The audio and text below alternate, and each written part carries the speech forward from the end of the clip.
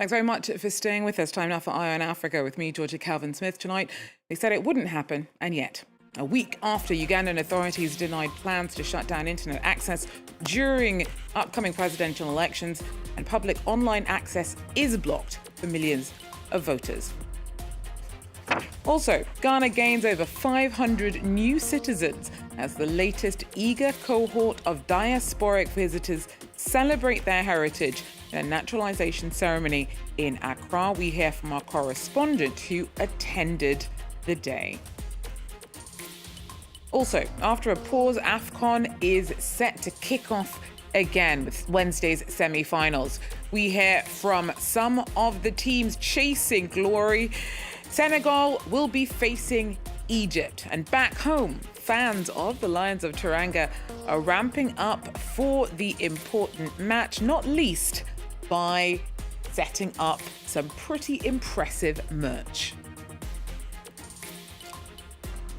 But first, just last week, Ugandan authorities told rights watchdogs that worries about Thursday's presidential election triggering an internet blackout were baseless and driven by rumour mongering. Well, on Tuesday, the Communication Commission ordered telecoms companies in Uganda to shut down the internet from 6 p.m. local time. Officials say that it's to tackle disinformation, but critics of President Yoweri Museveni, who's running for a seventh term, believe that it's all aimed at smothering opposition voices.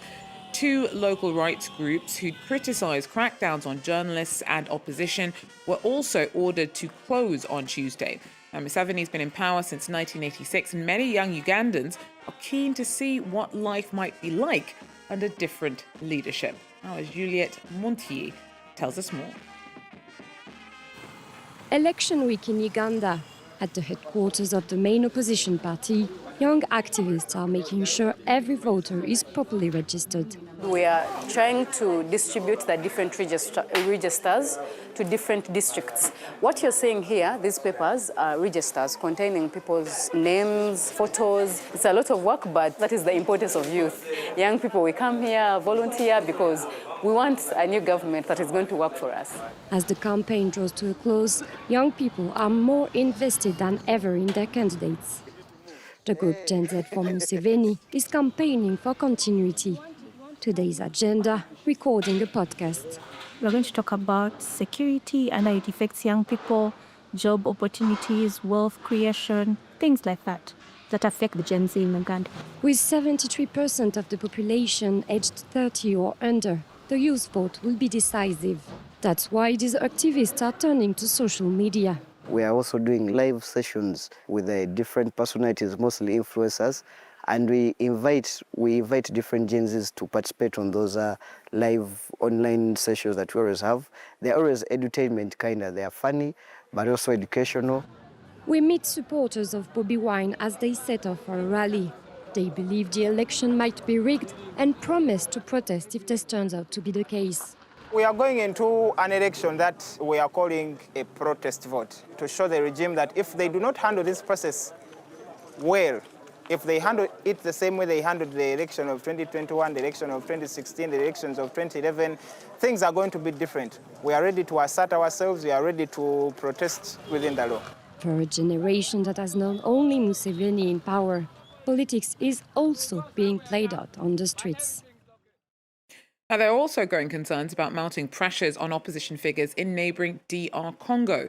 There's been a wave of recent arrests. Many former army leaders have been imprisoned, and more critics of President Felix Tshisekedi are reported as being arbitrarily held. Our Emmett Livingston is in Kinshasa and breaks it all down for us.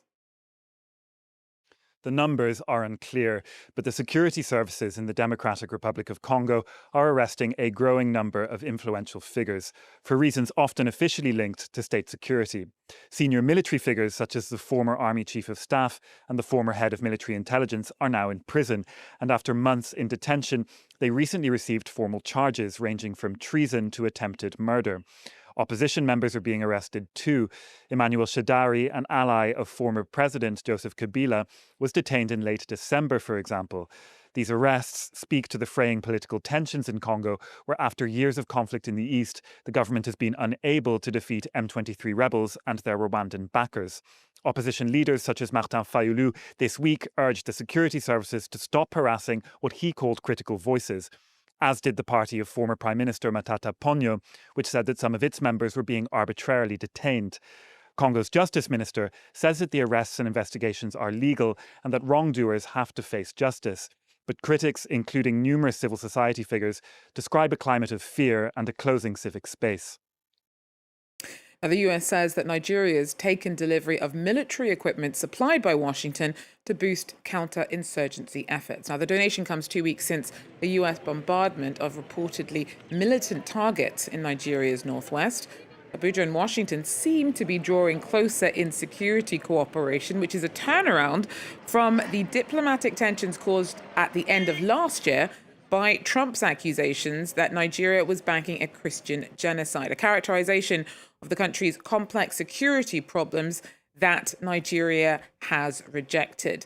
Abuja has been battling an extremist insurgency since 2009, but also struggles to push back against criminal gangs which often don't have a specific ideology, but that terrorize communities, particularly in the country's northwest and center.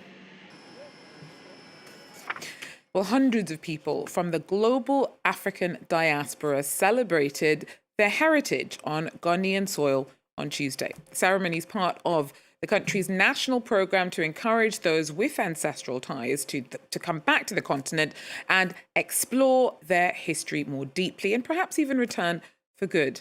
Thousands have responded to the call to take up Ghanaian citizenship, with the latest naturalization cohort creating 524 new Ghanaian nationals. Our correspondent in the country, Justice Baidu, tells us more. Underneath the Black Star Square here in Accra, Ghana's symbol as the first sub-Saharan African country to gain independence from colonial rule, members of the Kappa Alpha Sorority Incorporated group take selfies. This is the first African-American sorority group founded in the United States of America. Scenes like these have been common in Ghana since 2019, since the country launched the Year of Return program, encouraging members of the African diaspora to return to the country and to the continent. Many have since been returning, helping the country and investing in areas like tourism, agriculture, and several other businesses. This is my very first time being here in Ghana, and the feeling is surreal. It is also one of pride and one of excitement, because it's always been a place we wanted to visit as Bahamians who have African roots. Once we begin to talk about it, to talk about our wonderful experience, the way the people treated us here in Ghana, it catches on. This year, Ghana has designated the diaspora as its 17th region, adding on to the 16 political administrative regions that the country already has. There are 350 million members of the African diaspora scattered across the globe, remitting in excess of $100 billion in 2024 alone onto the African continent. Justice Baidu there, following what seems to have been a pretty happy day for those involved.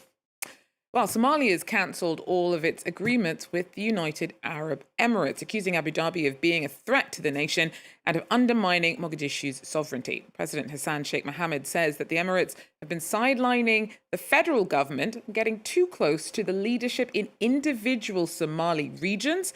The diplomatic rift jeopardizes port and security deals between the two countries. Clarice Fortuné tells us more. A sweeping decision from Somalia's federal government. All agreements with the United Arab Emirates are now annulled. The announcement covers port operations, defense and security cooperation, including key facilities at Berbera, Bosaso and Kismayo.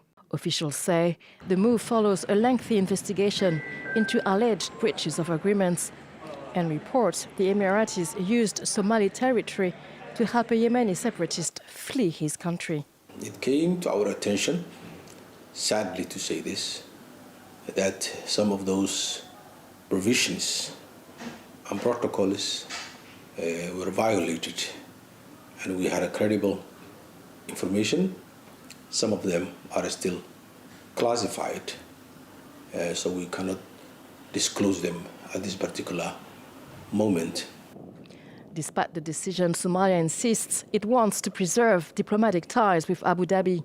The UAE has invested heavily in ports and military infrastructure across the Horn of Africa, a strategic region along global shipping routes. But Mogadishu says foreign powers must not bypass the federal government to deal directly with regional authorities. And we hope the UAE will stop and desist from interfering in our internal affairs and respect our international borders. Tensions have risen in recent weeks following Israel's recognition of Somaliland, a breakaway region Somalia still claims as its own. This action has caused controversy because Israel is allied with the United Arab Emirates. Somalia leaves the door open to future cooperation on terms that respect its territorial unity. Thousands of residents of the Makoko waterfront community in Lagos have been kicked out of their homes and forced to sleep in their canoes after authorities destroyed parts of the floating informal settlement. Known as the Venice of Africa, it's the largest stilted lagoon city in the world. But despite this uniqueness, much of it is slated for demolition. Samuel Okoya has more. In the past days, demolition teams backed by security personnel have been demolishing the mainly wooden houses in Makoko. Some of the houses were set on fire. Tear gas were used to disperse the people as they protest the demolitions. Right groups say many people have been injured, while at least 3 others, including 2 babies, have died as the demolition teams forcefully evict people from their homes. Residents complain that the government breached an agreement under which it will only demolish houses close to a high-tension power line. The residents say after the buildings in the agreed area were demolished, the demolition team moved further into the settlement to start demolishing more buildings without notice. Megan Chapman of the Justice and Empowerment Initiative says the ongoing demolition has already displaced thousands, and tens of thousands more are at risk if it continues. Makoko is home to about 100,000 people who are mainly into fishing. Makoko is a spectacular community with most of the houses built on stilts over the Lagos Lagoon. With growing population in Lagos, the government has in the past years been demolishing poor waterfront settlements like Makoko to sandfill them and make room for the rich. Human rights groups have criticized the idea of forcefully evicting the poor to make room for the rich. Sam Olakoya there for us in Lagos. Now, after a pause, AFCON is set to kick off again for the semi-finals on Wednesday. Amongst the teams chasing glory in this very decisive phase in Morocco are Senegal, who'll be facing Egypt. Now, back home, fans of the Lion of Teranga are ramping up for the important match, and not least when it comes to the business opportunities it offers. Our Senegalese team sent us this report. Just hours before Senegal faces Egypt in the AFCON semi-final, and jersey printer Babacar is excited. A Senegal victory would allow him to sell his stock of football strips. The price of printing has gone up because of Senegal's progress in the competition. We want Senegal to win so that our business can continue. Many like Babacar are banking on Senegal making it to the final, like El Haj, who manages an advertising agency. Through advert caravans, fan zone entertainment and billboard campaigns, AFCON is a huge opportunity for his company financially. It's an event that allows us to earn 20 to 25% more than in a normal year. Our destiny is tied to the Senegal national team. That's why we cross our fingers, we pray. We are the #1 supporters of Senegal's national team.